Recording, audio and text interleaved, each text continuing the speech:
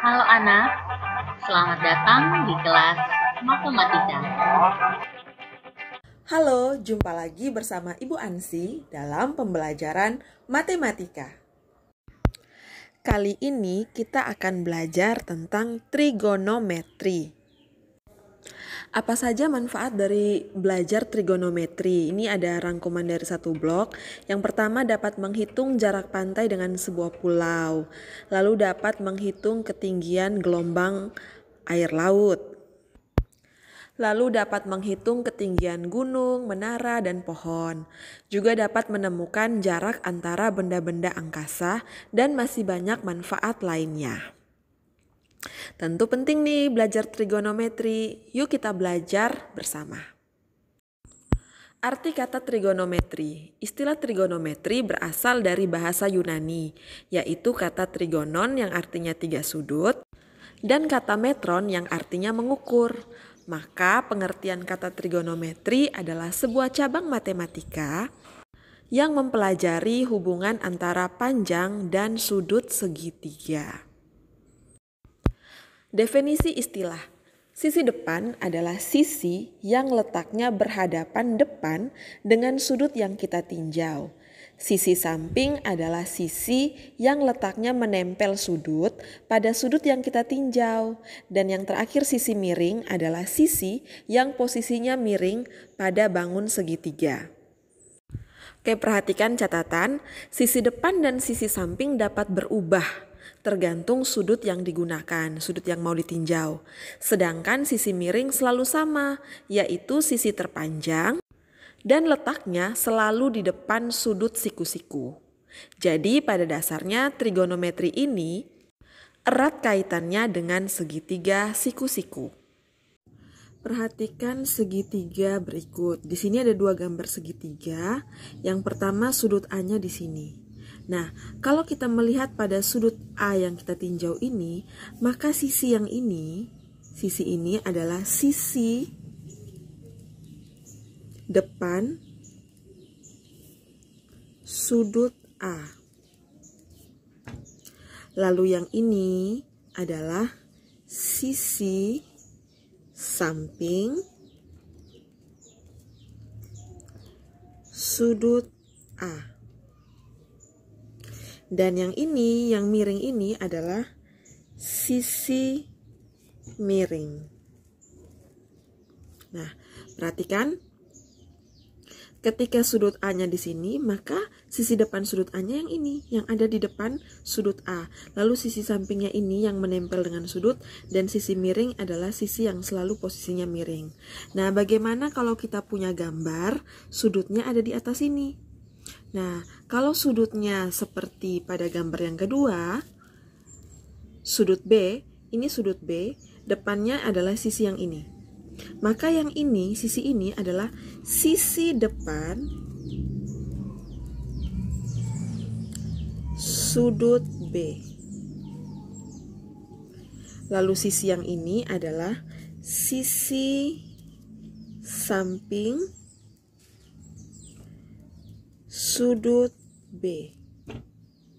Oke, dan yang ini, yang miring ini adalah sisi miring. Nah, inilah kenapa Ibu kasih catatan bahwa sisi depan dan sisi samping dapat berubah sesuai dengan sudut yang kita tinjau. Jadi kalau sudutnya di sini, maka sisi depannya di sini. Tapi kalau sudutnya di sini, maka sisi depannya di sini. Jadi dia bisa berubah tergantung sudut yang kita tinjau. Sedangkan sisi miring selalu sama posisinya, adalah sisi yang posisinya miring. Dia selalu ada di depan sudut siku-siku dan posisinya selalu miring dan merupakan sisi yang terpanjang. Setelah kita tahu menentukan sisi depan, sisi samping, dan sisi miring, nah sekarang kita belajar tentang perbandingan trigonometri pada segitiga siku-siku. Ini ada rumusnya. Jadi untuk memperoleh nilai sinus, biasanya disingkat sin, itu diperoleh dari sisi depan per sisi miring, biasanya disingkat D per mi. Lalu ada kosinus, biasa disebut cos saja, sisi samping per sisi miring, biasa disingkat sa per mi. Lalu ada tangen, tan, sama dengan sisi depan per sisi samping, biasa disingkat D per SA. Lalu ada kosekan, biasanya ditulis CSC, itu sisi miring per sisi. Lalu ada sekan, diperoleh dari sisi miring per sisi samping, sama dengan Mi per SA. Dan yang terakhir kotangen, biasa ditulis COT, COT, itu sisi samping per sisi depan, biasa disingkat SA per D. Berdasarkan definisi perbandingan trigonometri tadi, ternyata ada perbandingan trigonometri yang berkebalikan. Misalkan kita pakai kata versus. Ternyata sin itu versusnya kosekan. Jadi kalau nilai sin itu kan D per Mi. Kebalikannya ada pada nilai kosekan, karena nilai kosekan adalah Mi per D. Sehingga kita dapat rumus baru lagi, yaitu sin sama dengan 1 per kosekan dan kosekan sama dengan 1 per sin. Selain sin versus kosekan, ada lagi yang berikut, cos versus sekan dan tangen versus kotangen. Rumus berikutnya berarti cos sama dengan 1 per sekan dan sekan sama dengan 1 per cos. Dan yang terakhir, tangen sama dengan 1 per kotangen dan kotangen sama dengan 1 per tangen. Selanjutnya kita lihat kembali pada rumus tangen. Rumus tangen itu kan sama dengan sisi depan per sisi samping. Jika kita jabarkan, tangen sama dengan sisi depan per sisi samping. Nah, yang pada bagian pembilang itu kita buat sisi depan per sisi miring, per penyebutnya kita buat sisi samping per sisi miring. Itu kan kalau disederhanakan tetap dapat sisi depan per sisi miring. Cuman kita jabarkan begitu sehingga dapat lagi rumus baru, sin per cos. Kenapa dapatnya sin per cos? Kan sin itu dapat dari sisi depan per sisi miring dan cos itu dapat dari sisi samping per sisi miring. Nah, bisa dipahami ya. Jadi kita dapat rumus baru lagi nih. Ada hubungan antara tangen, sin, dan cos. Tangen sama dengan sin per cos, rumus barunya. Dan karena kotangen adalah kebalikan dari tangen, maka rumus kotangen adalah cos per sin. Setelah kita mempelajari teorinya, sekarang kita mengerjakan contoh soalnya. Perhatikan contoh soal-soal berikut. Nomor 1, segitiga ABC siku-siku di B dengan panjang sisi AB sama dengan 4 cm dan panjang sisi AC sama dengan 5 cm. Tentukan perbandingan trigonometri dari sudut A. Untuk menjawab nomor pertama, kita selalu gambar dulu, sesuai dengan keterangan soal. Kan segitiga ABC siku-siku di B, berarti di sini kita kasih tanda siku-siku, lalu kita tuliskan huruf B. Segitiga ABC siku-siku di B. Nah, huruf B-nya sudah ada, tinggal huruf A dan C kan. Nah, untuk A dan C-nya bebas, mau tulis A-nya di sini boleh, A-nya di sini boleh. Nah, Ibu tulis A-nya di sini. Ingat penamaan untuk sebuah gambar itu pakai huruf kapital. Jadi ini hurufnya huruf besar. A, B, lalu C. Lalu panjang sisi AB, ini AB-nya. AB ini, AB. Panjang sisi AB adalah 4 cm. Dan panjang sisi AC adalah 5 cm. Ini AC, 5 cm. Nah, ternyata di sini ada sisi yang belum diketahui panjangnya, yaitu sisi BC. Maka kita cari dulu panjang sisi BC menggunakan rumus Pitagoras. Rumus Pitagoras, kalau kita mau mencari sisi yang terpanjang itu sisi miring, yang ini. Kalau mau mencari sisi terpanjang, nanti kita hitung kuadrat dari jumlah sisi yang lain. Sedangkan kalau mau mencari salah satu sisi yang lain selain sisi terpanjang, caranya kuadrat dari sisi terpanjang kurangi kuadrat dari sisi yang lain. Nah, karena ini sisi yang lain yaitu sisi BC, maka kita pakai operasi kurang. Maka kita tulis BC, panjang sisi BC sama dengan akar dari kuadrat sisi miring. Sisi miring kan AC, berarti AC kuadrat kurang AB kuadrat. Biasakan kalau ada dua huruf begini, harus pakai tanda kurung buka dan tutup ya. Itu artinya kuadrat ini miliknya AC. Oke, sekarang tinggal kita ganti sama angka.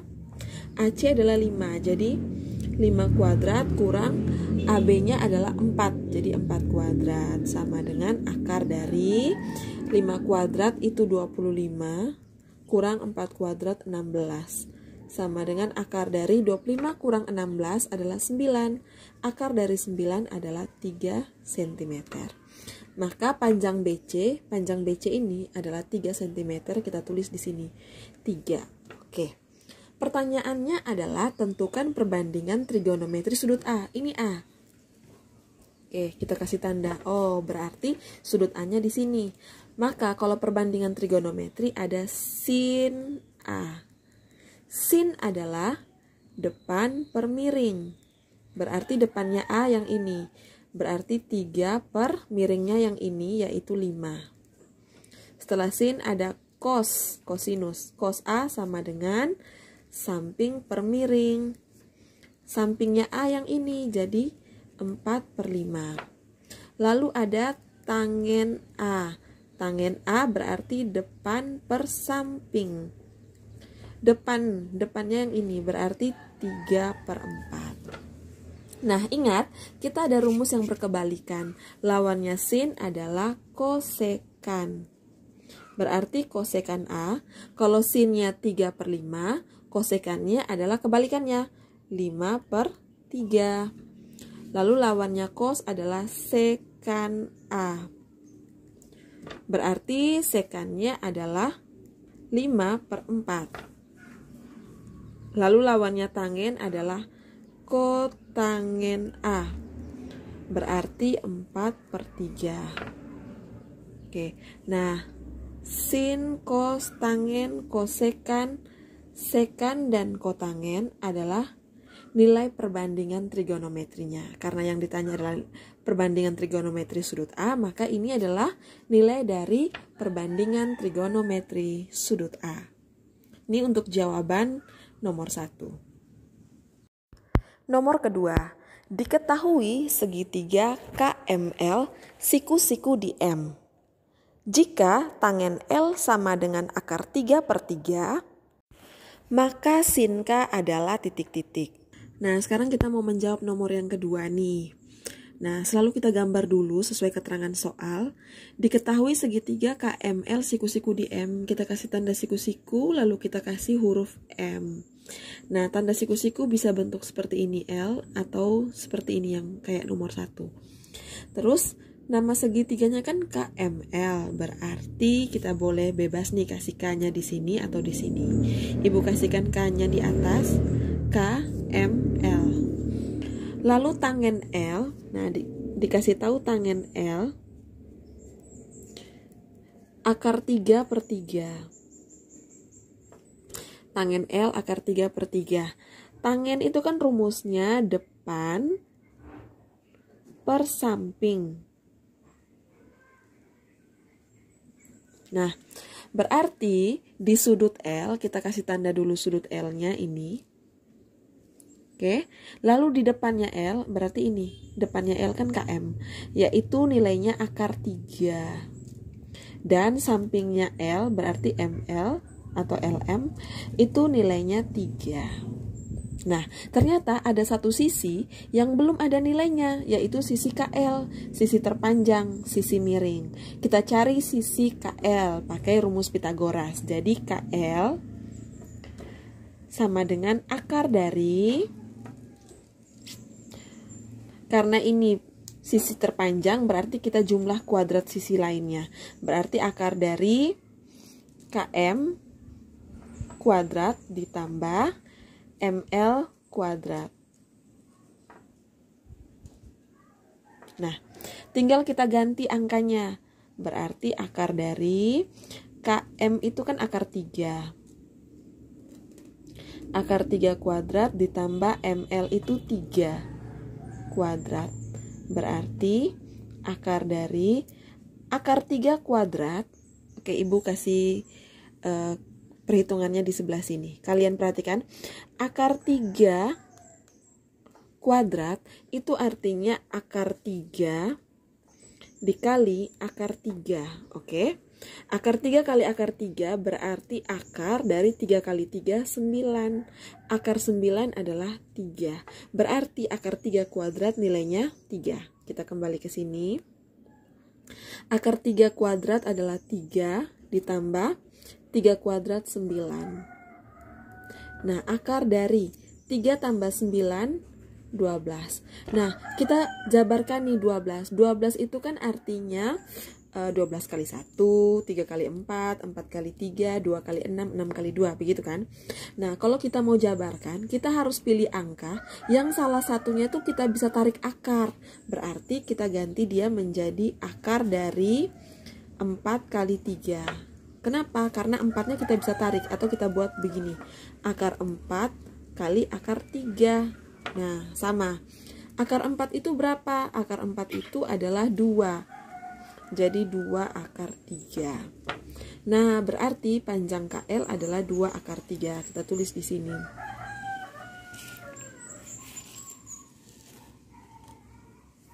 Oke.